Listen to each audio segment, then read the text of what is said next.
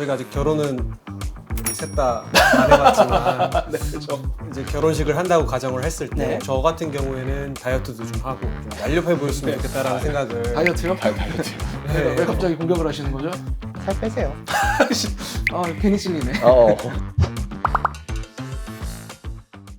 조금은 덜 익은 생각들을 나눠보는 시간, 반숙회담의 김동준입니다. 김준수입니다. 박시영입니다. 오늘 무슨 날인지 아십니까, 원장님들? 그냥 비 오는 목요일이죠. 아니에요. 오늘 아주 좋은 날이에요. 저희 어머니 생신이세요. 박수 쳐. 제 생일인데. 그래서 오늘 박수 받아. 아이씨, 선수를 치워버리셨네, 이분이. 시영 원장님 어머니 생신이시길 아, 그렇게 못됐어요? 내 생일 좀 자랑 좀 하랬더니. 오케이. 일단, 오늘 주제입니다. 네. 요즘 이제 날씨가 너무 좋잖아요. 이제 완전히 봄이 된 게 좀 느껴지거든요. 요즘 결혼하시는 분들이 많이 있는 것 같아요. 그래서 웨딩 준비한다고 신랑 신부분들이 이제 요즘 많이 찾아주시는데, 네, 맞아요. 그 결혼 앞두고 오시는 신랑 신부 분들이 굉장히 많으시거든요. 여성분들 같은 경우에는 평소에 좀 관리를 해오셨던 분들이 많으셔서 예비 신랑분을 같이 손잡고 오시는 건데, 남자분들 같은 경우에는 한 번도 받아본 적이 없으니까 뭘 해야 될지, 어디서부터 해야 될지 이런 것들에 대해서 되게 궁금해 하시거든요. 그래서 오늘 그 얘기를 좀 해보려고요. 약간 그 어떤 느낌이냐면은 엄마가 치과 데리고 갈 때 하는 그런 분위기로 약간 좀 겁에 질려서 오시는 분들이 특히 많은 것 같습니다, 남성분들은. 그러면은 이제 아까 시영 원장님이 얘기하셨던 것처럼 이제 남자분들이 뭘 해야 될지 잘 모르시는 분들이 좀 많이 있으신 것 같으니까 그 얘기부터 이제 좀 우리 자세히 한번 나눠보도록 하죠. 일단 기본적으로 여성분들은 꾸준히 관리해 오시는 분들이 많은데, 남성분들은 이제 관리를 거의 안 하는 경우가 많고, 결혼식 한 2달 전쯤 뭐 해야지 좋습니까? 이렇게 오는 경우가 많이 있는 것 같아요. 저희가 아직 결혼은 우리 셋 다 안 해봤지만 네, 그렇죠. 이제 결혼식을 한다고 가정을 했을 때 네. 결혼식 날 네, 좀 어떤 모습이었으면 좋겠다라고 생각하신 적 있으세요? 일단 좀 지저분하지 않아 보였으면 좋겠는 게 있어요. 마찬가지로 저 같은 경우에는 다이어트도 좀 하고 좀 날렵해 보였으면 네. 좋겠다라는 생각을 다이어트요? 다이어트요. 왜 갑자기 공격을 하시는 거죠?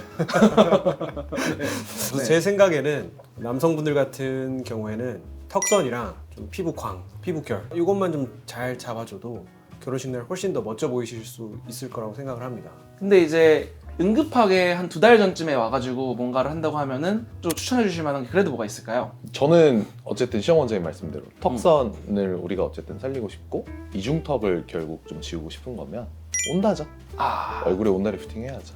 우리 후배도 결혼식 전에 이렇게 와가지고 뭐라도 해주십시오 형님 해서 이 독주머니를 그쵸. 온다로 해서 쫙 제거를 해드렸죠. 그쵸. 네. 이제 저희끼리 이제 후배니까 친구니까 독주머니라고 놀리긴 했는데 제가 독주머니 많이 뺐습니다.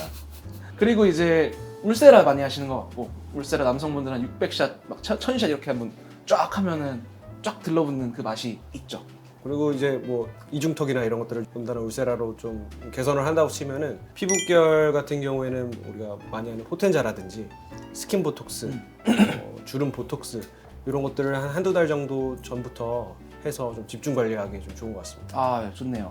그러면은 예를 들어서 1년 전부터 준비한다 하면 그때는 뭐 어떤 시술이 좀 좋을까요?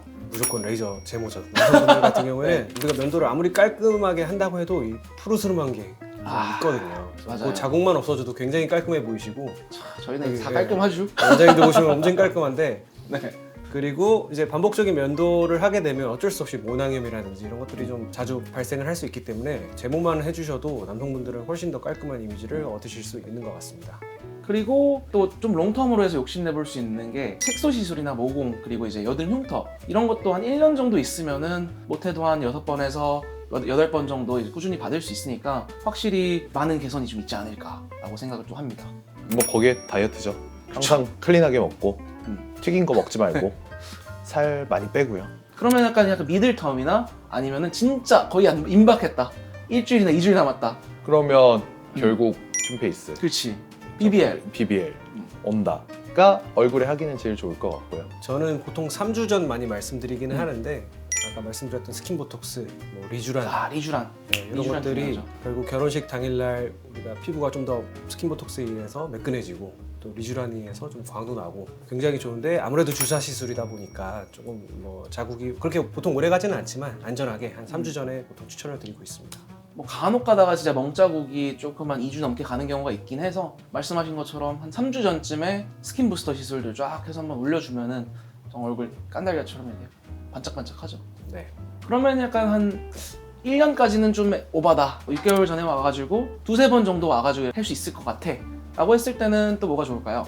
남성분들이 가장 보톡스 많이 맞으시는 부위가 이마 네. 미간인데 이게 처음 맞으시는 경우에는 조금 불편한 느낌이 드실 수가 있어요. 이게 어색해서 네. 보톡스 주기를 좀 생각을 해서 한 6개월 전쯤이면 한번 맞아보시고 이게 괜찮은지 혹은 다음에 그거에 맞춰서 불편한 게 있으면은 좀 조절을 할 수가 있으니까 미리 한번 맞아보시라고 저는 말씀을 드리는 편이긴 합니다. 맞아요.